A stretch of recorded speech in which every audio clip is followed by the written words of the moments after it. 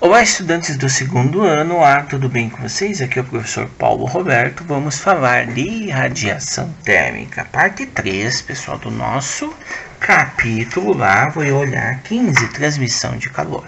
Então vamos entender um pouco da radiação.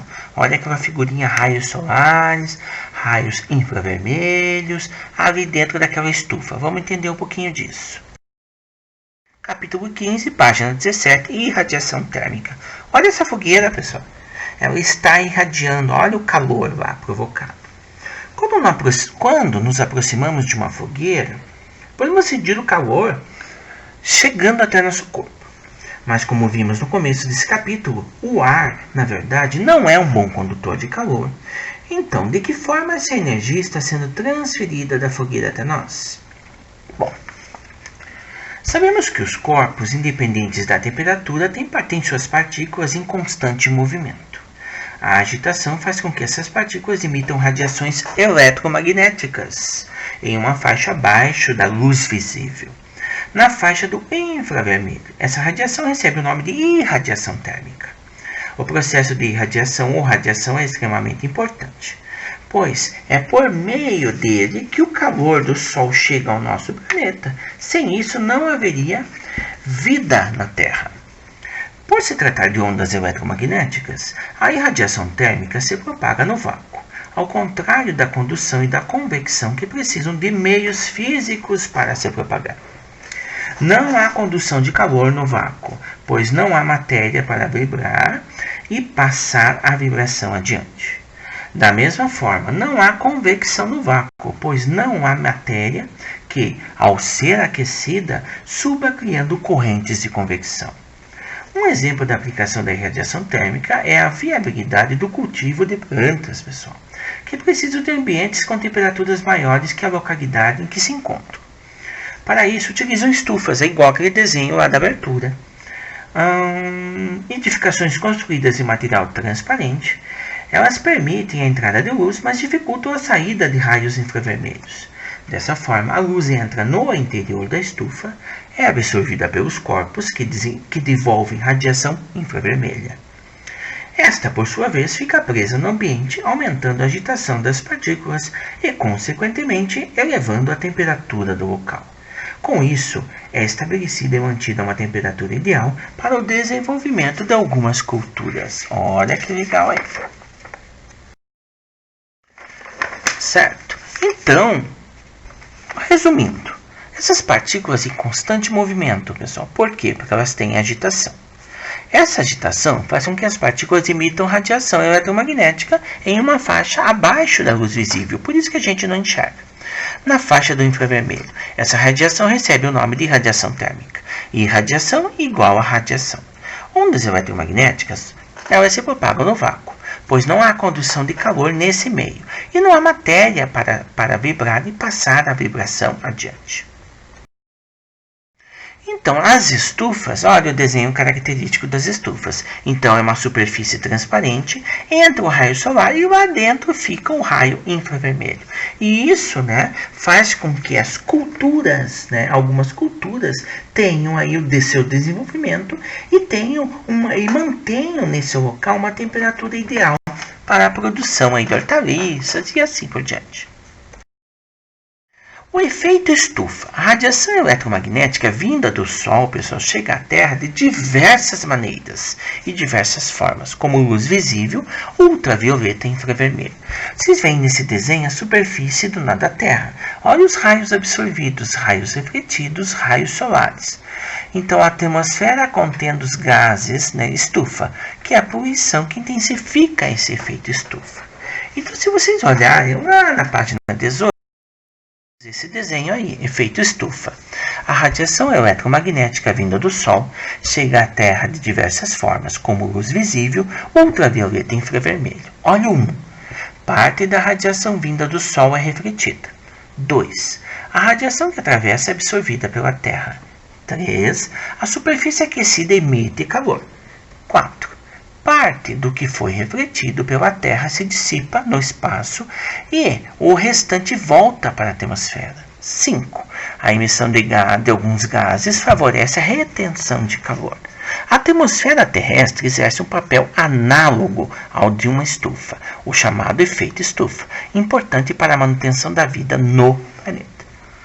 Os ciclos solares e geológicos variam a temperatura do planeta. Alguns cientistas acreditam que as mudanças climáticas estão sendo aceleradas pela emissão de gases decorrentes da atividade humana, pessoal. O que eu tenho aqui? Cozimento correto do alimento ao ser levado para o forno. A parte espelhada do papel alumínio deve estar para dentro. Então, o aumento da temperatura, pessoal, em virtude da absorção de radiação, além do material do corpo, está associado à sua cor. Quanto mais escura próximo do preto for a cor do objeto, maior a absorção de calor ocorrerá. Quanto mais clara próximo do branco, maior será a reflexão e menor a quantidade de calor absorvido. Em nosso dia a dia, podemos perceber essa diferença de absorção de calor quando usamos roupas escuras ou claras em dias de sol intenso. Uma aplicação do fenômeno da reflexão da irradiação térmica é a utilização de superfícies espelhadas ou prateadas para fins práticos, como, por exemplo, o uso de papel alumínio em assadeiras que vão ao forno. Ele serve justamente para refletir a irradiação térmica que emana do alimento, diminuindo assim o tempo de cozimento. Olha que legal aí para quem gosta de cozinhar. Agora a lei de Stefan Boltzmann, certo? Aí eu tenho objetos metálicos que, quando aquecidos, têm uma distribuição praticamente uniforme do calor. Isso pode ser observado quando a temperatura de um objeto se eleva tanto que ele fica incandescente quase que totalmente. Então, quando eu aqueço um pedaço de metal, pessoal, por alguns segundos, percebemos que, ao aproximá-lo de nossas mãos, ele acaba irradiando calor. Podemos também deixá-lo por mais tempo no fogo até que comece a ficar com uma tonalidade avermelhada. Nesse caso, o pedaço de metal não estará apenas emitindo ondas eletromagnéticas na faixa do infravermelho, mas também na faixa do visível. Quando o metal está frio, pessoal, a temperatura ambiente em condições normais, a luz que incide sobre ele é praticamente toda refletida. Quando aquecido, esse corpo não estará apenas refletindo a luz do ambiente na qual se encontra, mas também emitirá ondas eletromagnéticas por causa da agitação térmica de suas partículas. Tomemos como exemplo um forno com carvão em brasa. Ao apontar uma lanterna acesa sobre a brasa, praticamente nenhuma luz é refletida. Toda a luz que emana do carvão, olha lá, toda a luz que emana do carvão se deve exclusivamente à energia térmica. Com esse exemplo, nos aproximamos do conceito de corpo negro, pessoal.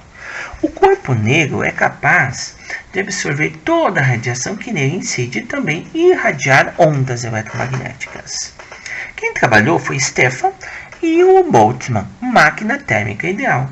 Então, eles construíram o Boltzmann, pessoal. Eles trabalham com esse comportamento térmico, na verdade. Ele propôs a construção de uma máquina térmica capaz de realizar trabalho por meio da vibração de temperatura sem perda de energia. Ela foi chamada de máquina térmica ideal. Assim, Stefan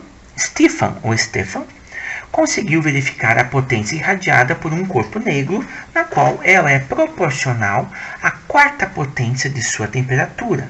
Essa relação foi chamada de lei de Stefan-Boltzmann e pode ser descrita como o P, que é a potência irradiada, o E, que é a emissividade do material, uma constante que depende do material, então é tabelado, o A, que é a área, o símbolo ali, que eu não lembro de novo, que é a constante de Stefan Boltzmann, mas o professor tem o seu celular na frente com a internet e aí ele olha novamente esse nome. Não adianta, pessoal, eu esqueço, na verdade, eu esqueço simplesmente o nome dessas letras gregas, tá? Então isso é normal para o professor, tá bom? Então vamos ver aqui o que significa aquela simbologia que o professor nunca sabe. Deixa eu ver aqui. Tá. Deixa eu ver. Aqui tá demorando para aparecer aqui pro professor. Então deixa eu novamente achar. Achei aqui. Então essa simbologia aí Vamos, aparece para mim, que eu quero ver. Esta simbologia, pessoal, ela é o sigma. Tudo bem? E o T ali, esse valor da constante de Stefan Boltzmann é 5,6703 vezes 10 a menos 8 watts por metro quadrado e por Kelvin a quarta, que é a temperatura. T é a temperatura em Kelvin do corpo. Então a minha fórmula está aí, tá bom? Então, pessoal, o que nós podemos dizer a respeito dessa fórmula? Analisando essa equação, podemos verificar que a potência irradiada é diretamente proporcional à área do corpo. Então, eu aumento a potência, eu aumento a área. Em outras palavras, quanto maior for a área do corpo aquecido, maior será a potência irradiada por ele. Assim, faz sentido que os aquecedores caseiros sejam construídos de forma a possuir várias placas paralelas, aumentando sua área de ação do corpo. Outro ponto importante na equação de Stefan Boltzmann é a introdução da emissividade do material, pessoal. Então, nem todos os materiais irradiam calor, como no caso do corpo negro. Assim, a emissividade pode variar de 0 a 1, dependendo do corpo. Para espelhos que refletem toda a luz incidente, tomamos a emissividade como 0. E para o corpo negro, ela vale 1. Então, nós temos um que vai mostrar, pessoal, a potência emitida por um corpo negro em diferentes temperaturas. Então, é um gráfico de potência relacionado ao comprimento de onda, pessoal. Então, curva da potência emitida em função do comprimento de onda da radiação. Se vocês olharem uma potência alta, eu tenho um comprimento de onda em micrômetro em torno de 0,5. E olha a temperatura, 6.000 Kelvin. Olha a temperatura do Sol, vamos ver. Então, a potência emitida é dada em função do comprimento de onda. Assim, é possível verificar o quanto está sendo emitido em cada faixa do espectro eletromagnético. Então, está aí o nosso espectro visível que foi colocado no gráfico. A curva correspondente à temperatura de 6.000 Kelvin equivale aproximadamente à superfície do Sol. Podemos ver que este emite toda a faixa de radiação ou de radiações do espectro visível. E também muita da radiação infravermelha, calor. Também é possível observar que, à medida que a temperatura aumenta, o pico de emissão se desloca para a esquerda. Isso significa que o corpo vai caindo, o corpo vai emitindo mais radiação na faixa do ultravioleta, pessoal, e menos na do infravermelho. Tomemos como exemplo as lâmpadas incandescentes que possuem temperaturas da ordem de 3.200 Kelvin. Olha aquele círculo que eu fiz perto do 4.000 Kelvin. Utilizando o gráfico, podemos deduzir... Opa, estou comendo as letras já. Podemos deduzir que o pico vai se deslocando para a direita quando sua temperatura diminui. Logo, para as lâmpadas incandescentes, o pico de emissão encontra-se mais à direita da curva de 4.000 Kelvin. Da radiação que é emitida por essas lâmpadas, cerca de 90% está na faixa do infravermelho e por isso são ineficientes para a iluminação de ambientes e gastam muita energia, tá, pessoal? Aqui eu tenho o vaso de Deva, que nada mais é do que uma garrafa térmica, tá bom?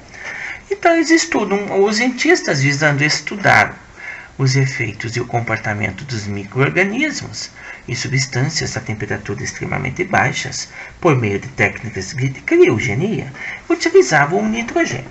Porém, para conservar baixas temperaturas, precisavam de um equipamento que pudesse reter o calor ou diminuir significativamente as trocas de calor com o meio. Nessa época, James Deva construiu um frasco que funcionava quase que perfeitamente como um isolamento térmico.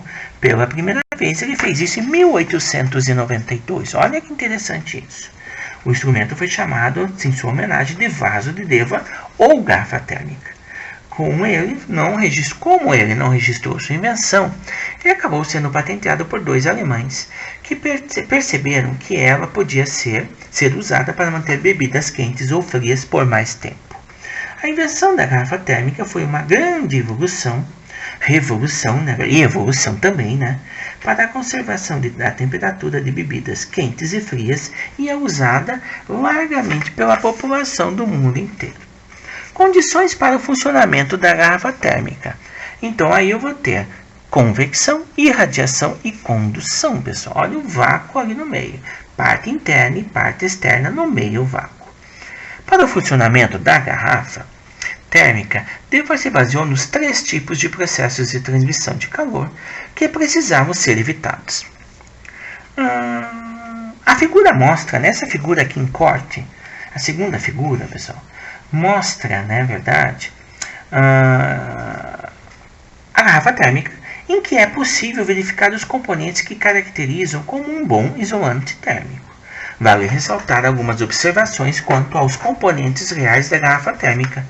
O vácuo ainda possui uma pequena porção de molécula de gás, sendo apenas o gás rarefeito e não o vácuo perfeito. Os espelhos não refletem toda a radiação incidente, principalmente o abre e fecha da tampa e sua vedação não impedem completamente o movimento das massas de gases. O que isso significa? Significa que, apesar de conseguir manter a temperatura por bastante tempo, ela não consegue impedir as trocas de calor com o ambiente externo. Transmitida pelo movimento das massas de fluidos, líquidos e gases, que é a convecção que eu estou falando, quentes e frios. Para evitar essa troca de calor, a garrafa deve ficar hermeticamente fechada, tomando-se por base a tampa com vedação de borracha. Na irradiação, pessoal, transmitida por meio de ondas eletromagnéticas na faixa do infravermelho. Para evitar essa troca de calor, são colocadas 2 paredes espelhadas, interna e externamente, para que evite que as radiações entrem e saiam da garrafa. E no caso da condução no vaso de Deva, na garrafa térmica, é transmitida por meio de qualquer meio material.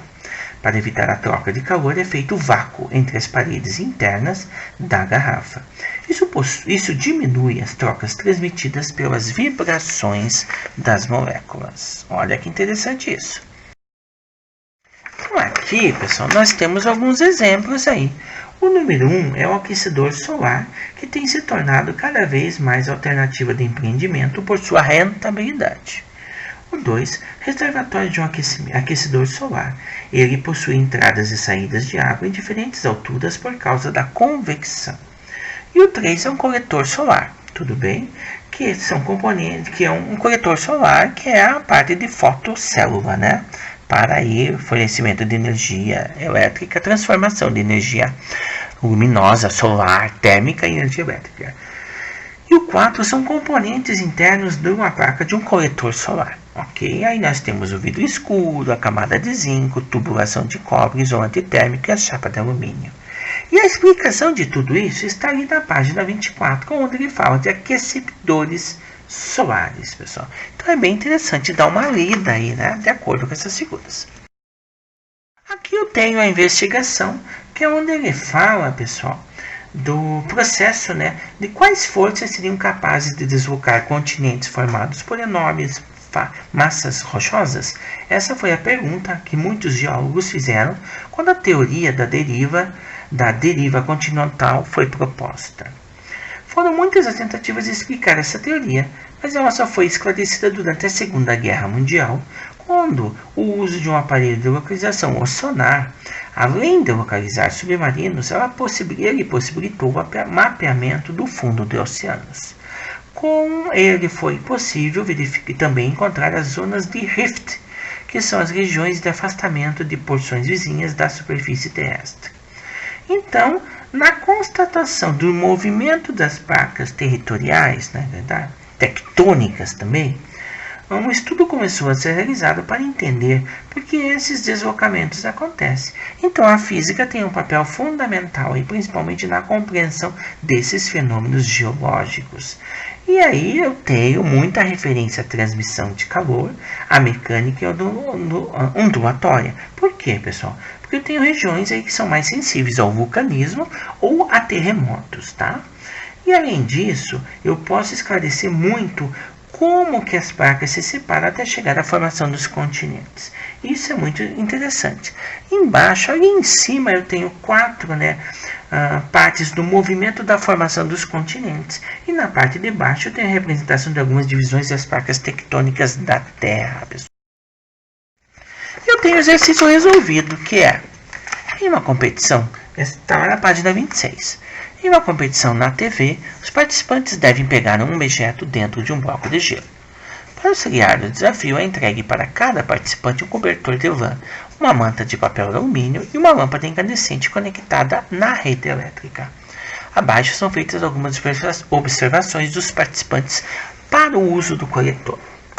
O cobertor pode auxiliar no derretimento do gelo, uma vez que vai fornecer calor para o gelo por condução. Não tem nada a ver. O cobertor é isolante térmico. 2. A manta de alumínio é ótima condutora de calor e vai esquentar o gelo mais rapidamente. Esquece. Tá? Porque aí eu tenho reflexão. Isso mesmo? Vamos ver, pessoal. O 2 aí, eu tenho a manta de alumínio, serviria apenas para isolar o material. A mesma coisa que vai acontecer com o cobertor térmico. Por efeitos de radiação. Como o gelo não irradia ondas na faixa do infravermelho, pessoal, não haverá calor que ele precise reter. Então, 1 incorreto, 2 incorreto, 3. A lâmpada incandescente transmite calor emitido. Pode ser usada, pois o calor emitido por radiação vai auxiliar no derretimento do gelo. Perfeito.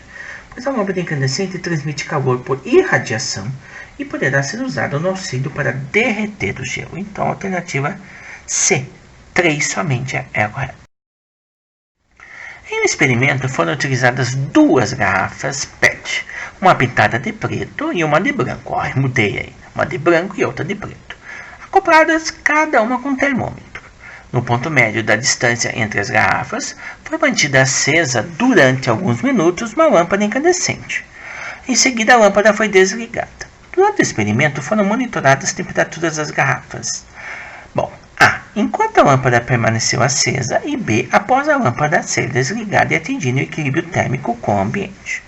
A taxa de variação da temperatura da garrafa preta em comparação à da branca durante todo o experimento foi igual no aquecimento e igual no resfriamento? Não, pessoal. Uma reflete e outra absorve. Maior no aquecimento e igual no resfriamento. Menor no aquecimento e igual no resfriamento. Maior no aquecimento e menor no resfriamento? Não, pessoal. Na comparação, certo, da garrafa preta, maior aquecimento. E na branca, maior no resfriamento. Ok? Então, letra E é correta. Identifique a transmissão de calor que ocorre em cada situação. Fogueira em uma noite fria. Fogueira em uma noite fria, eu tenho transmissão por irradiação térmica. Resfriamento na geladeira, eu tenho transmissão por convecção térmica. Cozimento em forno elétrico, eu tenho transmissão por irradiação e condução térmica. Aquecimento do planeta Terra por irradiação térmica. E carne na churrasqueira, eu tenho uma transmissão por irradiação e condução térmica. Ok? O calor pode ser transmitido de um corpo quente para um corpo frio de diversas formas. Pensando em evitar esses processos de transmissão, em 1892, o físico-químico James Dewar inventou um dispositivo portátil, o vaso de Dewar, garrafa térmica, como mostra a figura. Eu tenho uma tampa, paredes duplamente espelhadas, porque eu tenho o vácuo lá, e o vácuo ali no meio. Infelizmente, Dewar não conseguiu patentear sua criação, que acabou sendo patenteada pela companhia alemã Thermos, não sei dizer aquilo ali. Ainda hoje, a Thermos, conhecida como Thermos, continua sendo marca registrada em muitos países. A respeito do funcionamento da garrafa térmica, são feitas as seguintes afirmações. 1. As paredes são duplamente espelhadas para impedir o calor interno de sair e o calor externo de entrar por irradiação. Bom, pessoal, o que nós podemos dizer? A tampa impede a troca de calor por convecção, sabemos disso. As paredes duplas espelhadas impedem a troca de calor por irradiação e o vácuo troca de calor por condução. Então, essa número 1 está correta. 2. Se o líquido de dentro da garrafa estiver quente e a tampa hermeticamente fechada, vai impedir que o calor saia por condução. Na verdade não, né? Porque quem faz isso é o vácuo. Tá? Então a 2 está errada. Aqui só repetir, né? Então a 1 eu sei que está certa, a 2 não. O vácuo entre as paredes espelhadas evita a condução térmica. Perfeito. 3 está certo. O 4. A garrafa térmica impede completamente a transmissão de calor. Não tem nada a ver, pessoal. Tá? Então ocorre transmissão de calor. A gente sabe disso por irradiação. Então a 1 e a 3 que está correta. O calor em suas formas de propagação se manifesta em diversas situações, tanto na natureza quanto nas atividades humanas. Assim, fenômenos aparentemente muito diferentes são semelhantes, quando analisados mais detidamente. Vejamos, por exemplo, a energia do Sol, que aquece o nosso planeta Terra, e a energia emitida pelo magnetron do forno de microondas, que aquece os alimentos colocados em seu interior, são fenômenos que envolvem propagação de calor. Transmissão de calor, né? Pode-se afirmar que as formas de propagação de energia entre o Sol e a Terra e o magnetron e os alimentos são radiação e radiação, pessoal. Transmissão por irradiação térmica, que é radiação térmica. Próxima aula, atividades complementares da página 28, pessoal, ok? Então, alguns exercícios aí que nós vamos fazer das atividades complementares. Um abraço para vocês, segundo ano A, muito obrigado pela atenção e tchau!